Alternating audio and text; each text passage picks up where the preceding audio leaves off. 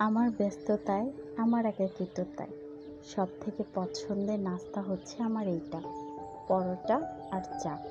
সকাল সকাল যখন খুব বেশি মন খারাপ থাকে বা খুব বেশি একা একা লাগে, তখন আমার কাছে সবথেকে বেস্ট নাস্তা মনে হয় পরোটা এবং চা।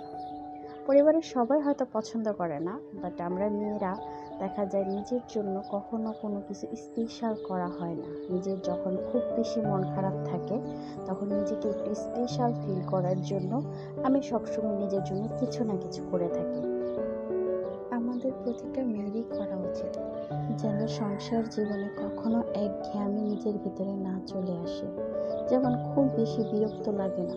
সংসার জীবনে সুখে থাকতে চাইলে, ভালো থাকতে চাইলে মাঝে মধ্যে নিজের জন্য নিজে কিছু স্পেশাল করা উচিত। নিজেকে খুশি করতে চাইলে নিজেকে নিজের খেয়াল নিজেই রাখতে হবে। নিজেকে খুশি রাখার জন্য যদি অন্য কাউকে মাধ্যম হিসাবে আমরা খুঁজতে যাই, তাহলে আমরা হেরেই যাব।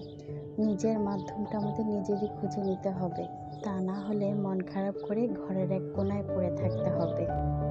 তার থেকে ভালো নিজের মন মতো কিছু একটা করে নিজেকে খুশি রাখা।